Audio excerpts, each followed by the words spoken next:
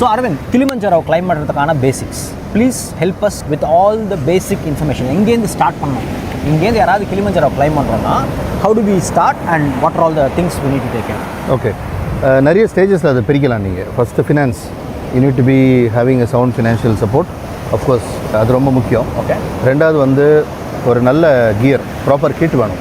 Because you go through a lot of seasons there. Okay, உங்களுக்கே தெரியும், நீங்கள் பண்ணியிருக்கீங்க. அண்ட் அது மட்டும் இல்லை, ஒரு நல்ல ஆப்ரேட்டர் வேணும். ஒரு இங்கிலீஷ் ஸ்பீக்கிங் கைடு இருந்ததுன்னா உங்களுக்கு இன்னும் ஹெல்ப்ஃபுல்லாக இருக்கும்.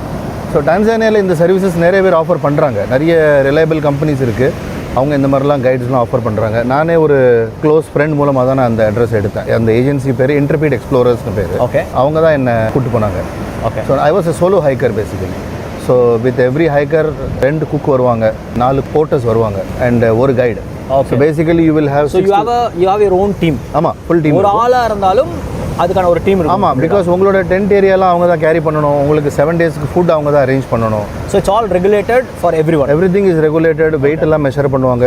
Every porter cannot carry more than a certain weight. I think 20 kilos நினைக்கிறேன்.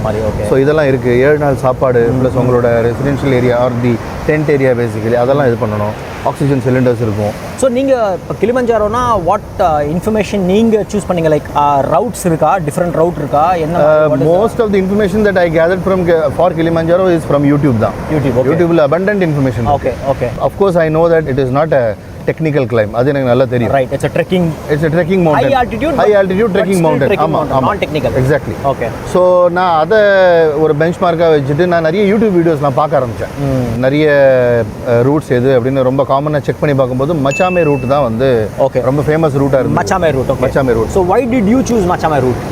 மொத்தம் there are 7 routes available. Okay. அதில் வந்து Machame route is considerably the has most success rate. Okay. அப்படின்னு as per the information I got from the internet. So there are some statistics and exactly like data. ஆமா, 85% success rate இருக்கு அப்படின்னு ஒரு information அதில் இருந்தது. Okay. So I decided to go for the Machame route. So Machame ரூட்னா how many days you spend? எத்தனை நாள் மலையில் இருக்கணும்? ஓகே, ascending வந்து 5 days இருக்கும் and descending 2 days இருக்கும். 5 daysனா including the summit day. Including the summit. Okay. And then on the summit day வந்து you will come down. So that is your descending day 1. And then there is another camp that you will reach from high camp to Maveka gate. That is the second day. That's the last day basically. Okay, so that is the 7th day actually. Okay.